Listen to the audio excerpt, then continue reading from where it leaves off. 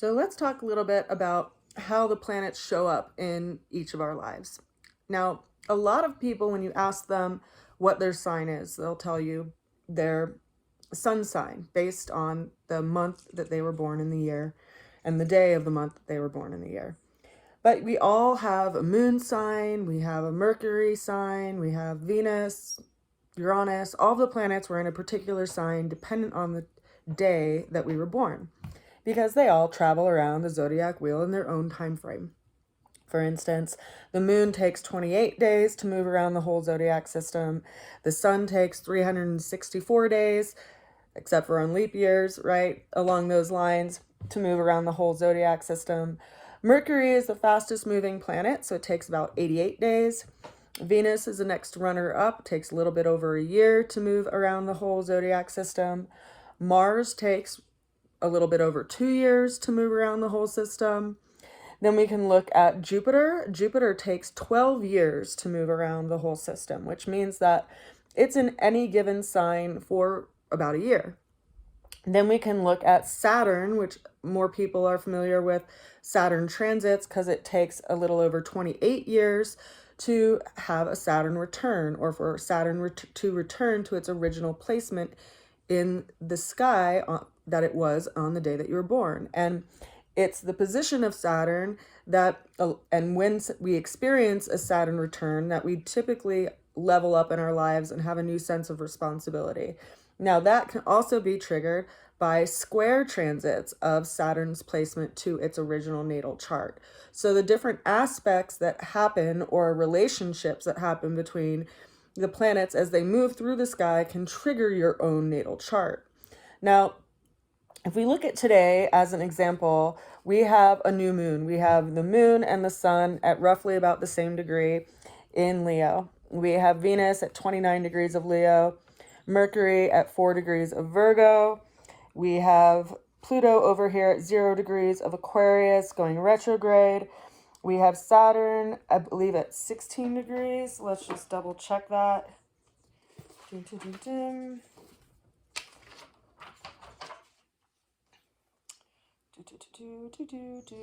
Oh, 18 degrees. Saturn's at 18 degrees of Pisces. It's currently retrograde as well. It will be retrograde until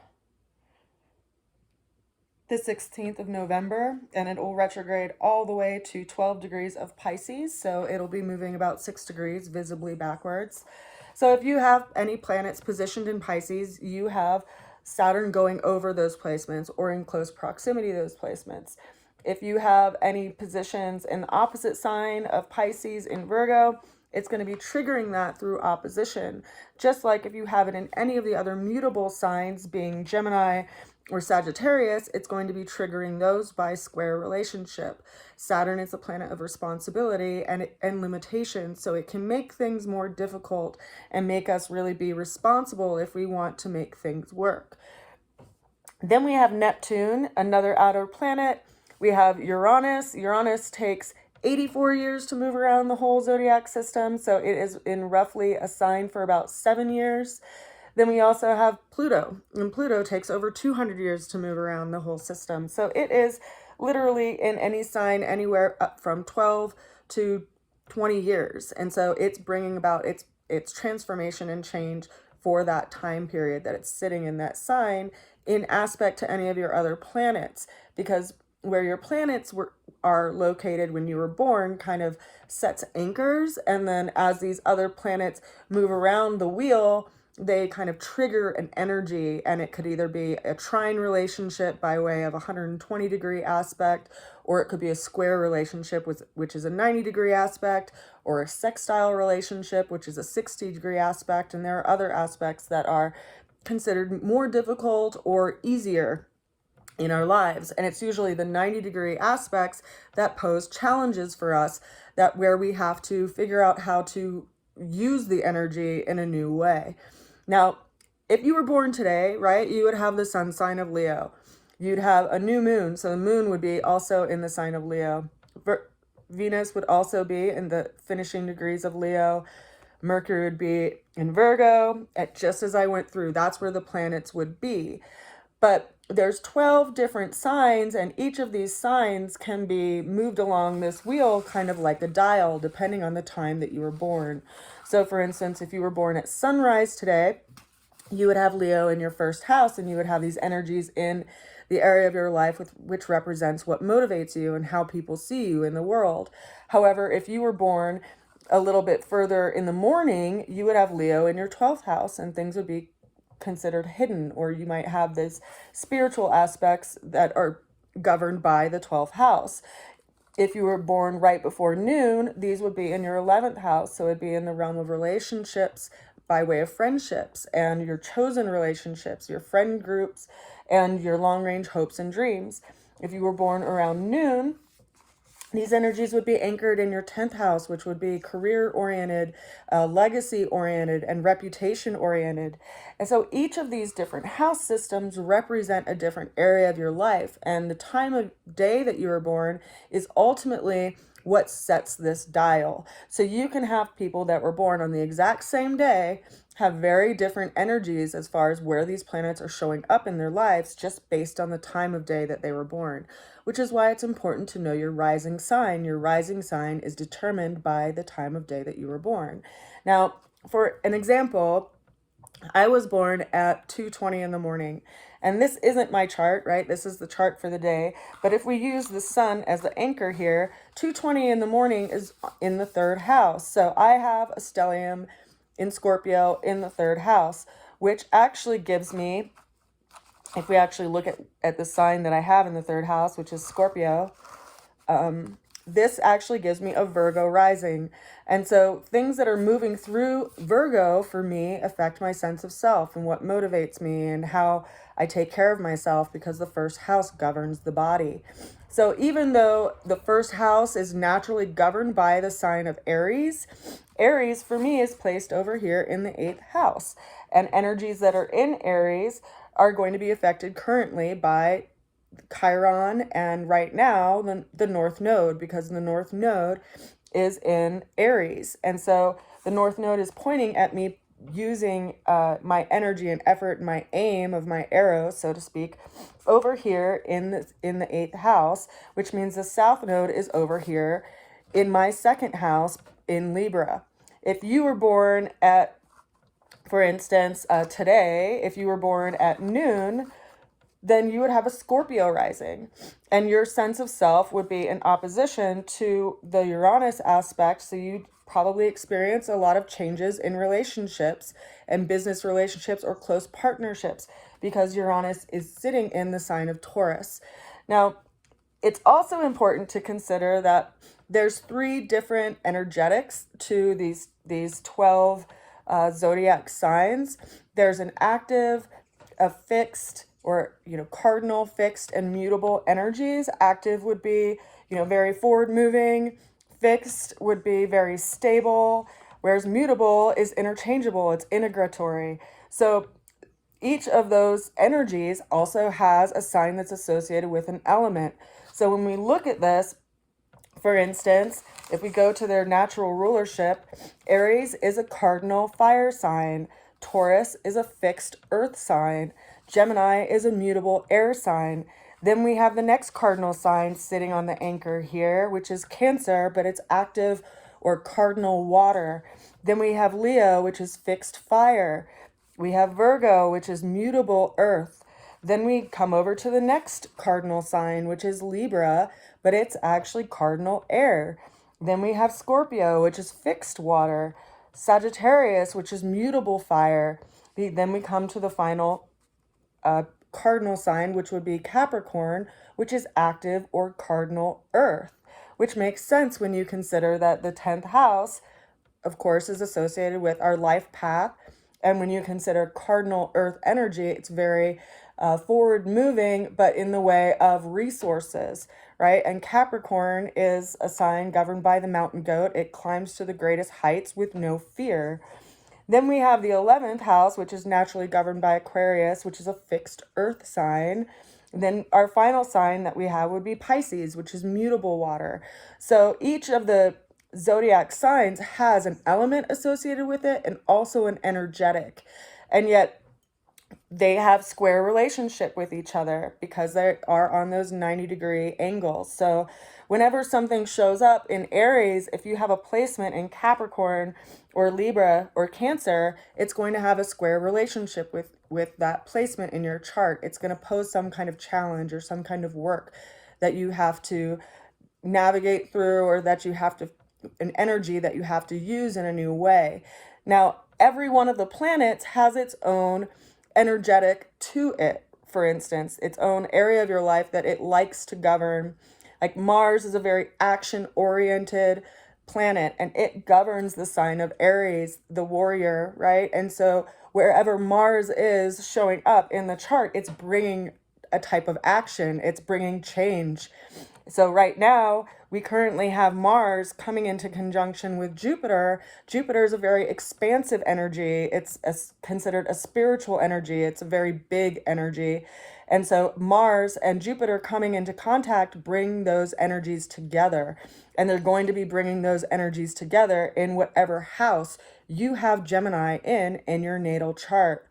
Then we look at Mercury, and Mercury is the communicator. It's what governs, movement by way of transportation. It's also elementary and education, and it naturally governs the sign of Gemini. But it's the fastest moving planet, and so when it's going into retrograde, it can slow down communications. It can give us problems within communications. It can force us to be more thoughtful in how we speak about things, and also how we see things and describe things just in general, and also matters around our neighborhood and matters around our friends, because that's what Gemini governs in naturally in our lives and in the chart by way of the third house. So each house has its own energetic in our lives.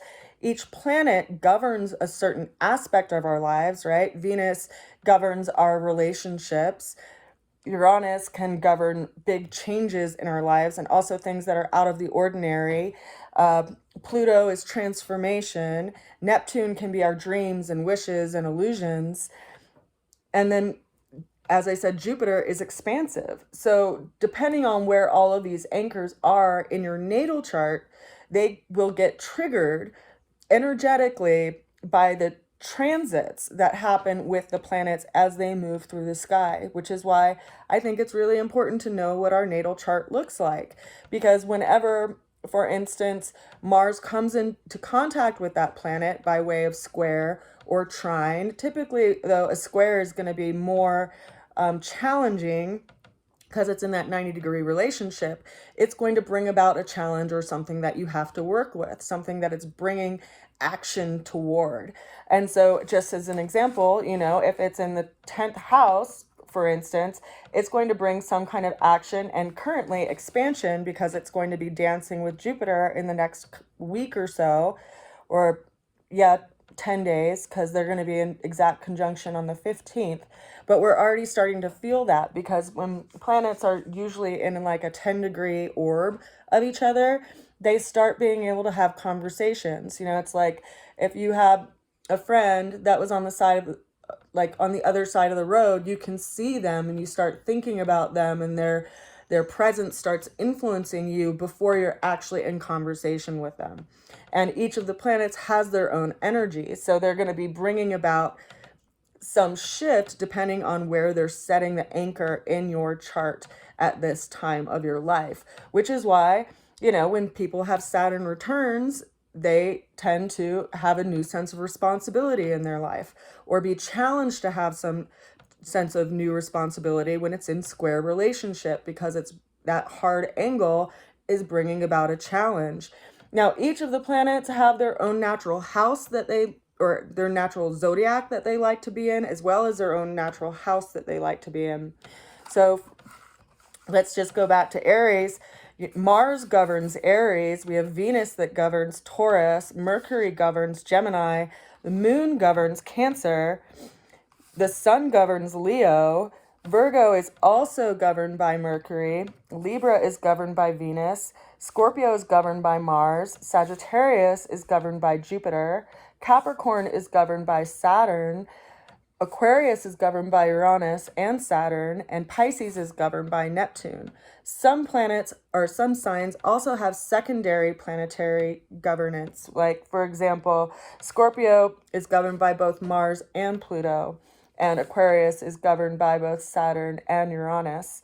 So when they're in their natural sign or in their natural house, they can be more agreeable versus if they're in the opposite sign, which can be challenging because they're far away from home, for instance. And some planets, if, for example, if Venus is in Aries, its natural placement is in Libra, so it can be challenging for Venus energies to be in the sign of Aries or to be in the sign of the first house because its natural placement is in the second house in more of a fixed energy in the sign of Taurus.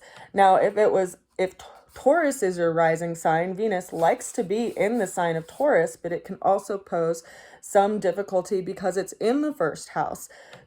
So there's these different aspects and variables that we have to consider in how we are working with the energies in our lives and how they show up in our lives as time progresses. Because just because you were born on a certain day at a certain time and you have an imprint of that natal chart, you go through a transformation process of becoming as you grow older and have more experiences and have more relationships and interactions in your life. And some of those things are influenced not only by, your nature and how you nurture yourself, but also by these energetic components by way of planetary placements and how they are influencing and aspecting your own natal chart. So I just wanted to explain that for those of you that are interested in learning a little bit of a snapshot of how the planets influence you. You can get a free chart on astro.com. You can input all of your data and it will draw up a chart for you so you can see what your rising sign would be. The rising sign would be over here in this quadrant that's over to the far left, whereas your midheaven would be at noon placement.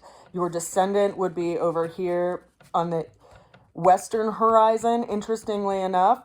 And then your IC would be down here at around midnight. So all of these anchors have an influence over how you are shaped and what motivates you in your life and in your relationship and your sense of self, or your inner chamber, so to speak, the darkest time of the night, your deepest depths of yourself.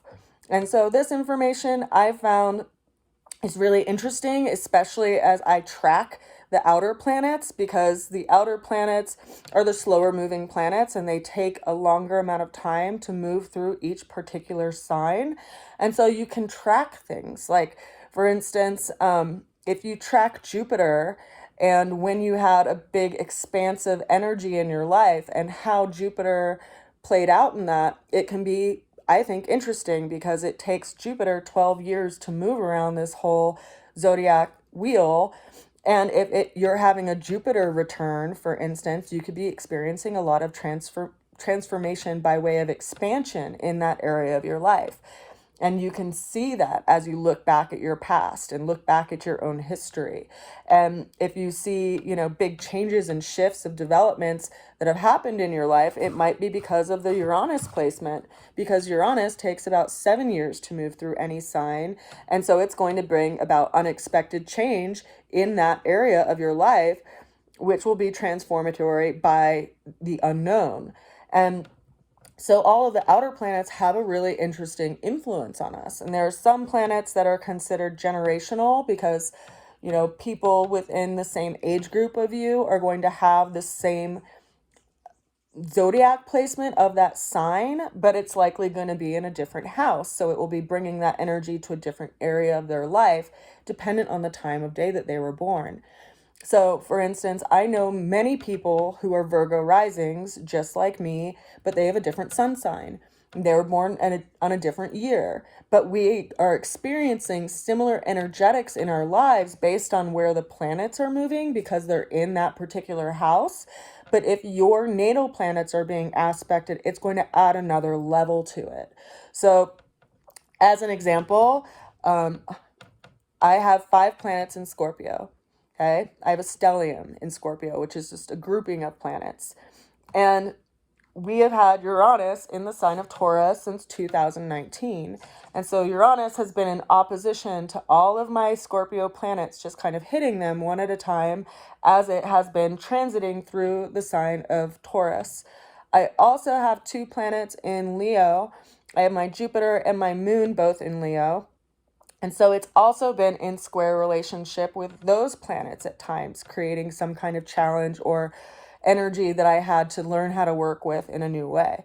I also have, square relationships in my own chart by way of where the planets are placed in alignment with each other. And that can influence how, our emotions are worked with or how our communication is worked with, depending on those aspects. So it's not all fluff. The more you study it, the more interesting it can become, especially when you start studying, famous people's lives or where planets were placed historically. So, for instance, Uranus was at this same degree 84 years ago. So we can look at what was going on in the world and what changes were happening to agriculture and, social society and our value system 84 years ago. And that was influenced by the planet of Uranus and how it was aspecting to other planets within that particular time frame's chart.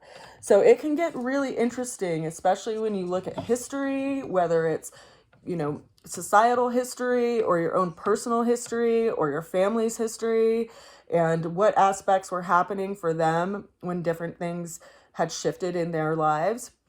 And it's an interesting study. So I just wanted to give you a little snapshot in hopes to pique your interest of research and looking at your chart a little bit more, so that you do realize that you are, in fact, a unique human being having a spiritual experience in a physical body, and that when things are happening that are challenging, they're actually for your benefit, to bring about some kind of friction to get you to work with energy in a new way and to become a different, more evolved person because of those experiences. So, not to say like it's all fated or it's all karma. Like, I really feel like our life is ultimately like the breath and blood that was carried on by a wish of our ancestors. And you can see that too. Like, when I track my natal chart with my family members' natal charts, we have interesting degrees that line up that make for stronger relationships. And, for instance, my Chiron, which is at 7 degrees of Taurus, my nephew has his son at 7 degrees of Taurus, and he went through a very profound healing experience just before he was 5 years old that actually kind of called me to the table, because I had hidden a lot of my spiritual gifts that I had been working on for most of my life, because my dad's side of the family is a very religious, devoutly Christian family. And I felt like, if I studied tarot and studied astrology, I would be outcasted, and that all shifted actually when I started working with the tarot, because I drew a deck and I learned that my grandfather on my mom's side read cards, playing cards as tarot cards, which was really interesting to me. And I had hid them, right? Like, I didn't tell anyone in my family I was working on them, but my uncle, my mom's brother, asked me about my cards. And that's how I found out that my grandfather read cards. And interestingly enough, I just published them or got them printed recently when Neptune, which is considered the ties to our ancestors, was in alignment with the North Node, which I find is really interesting. It's in alignment with the South Node, which is where we come from. And because I have a North Node placement of 26 degrees of Virgo, which means my South Node placement is at 26 degrees of Pisces. And it was being aspected by Neptune. And so I think it's actually really interesting that I've kind of carried this ancestral line of the tarot cards and that esoteric study. But while I was going through that process, I never thought to share it with my dad's side of the family, because I thought they would just outcast me completely. But my grandmother, who is was the most devoutly Christian woman I'd ever met, and the most gentle and true to heart Christian woman I'd ever met. Like, she would go into her room and pray for like 2 hours every night. And she told me stories that when she was a small child, her mom would leave her at different churches rather than having her babysat, because she was trying to figure out which of those churches would lead her to a path to have a relationship with God. And she blessed me reading tarot cards because she asked me to give her a reading one day, and I was kind of flabbergasted. But she said, you know, Katie, this is just one other way to talk to God.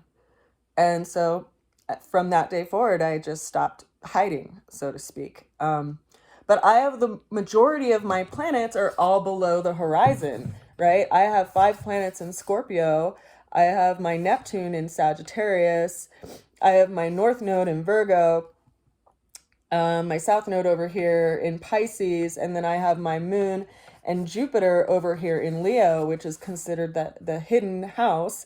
And so the majority of my planets are under the horizon, so I'm a very introverted person, and I'm not very extroverted. So even though I've accomplished a lot in my life, I'm not necessarily running around beating a drum.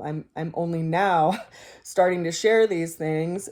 And that's partially because we have these anchors up here of Uranus and Taurus, which when Uranus moved into Taurus, I started teaching and was asked to start teaching. And now currently we have Jupiter up here in Gemini, which is my midheaven. And that is basically bringing expansion to my life path and how I show up in the world and what people see of me in the world. So as the planets move through, they kind of create these different cycles. So for instance, because we're going to have this conjunction with Jupiter and Mars, this will be a very initiatory energy that will be playing out for the next 2 years, because the next time that Mars and Jupiter are able to have a conversation will be in 2 years, when Mars is able to return to a similar placement of Gemini, but they will be meeting over here in the end degrees of Cancer, because it takes Jupiter 1 year roughly to move through every zodiac sign. So it's interesting stuff. But it's just a snapshot, so people hopefully have a better understanding of how the planetary transits will affect your life depending on your rising sign.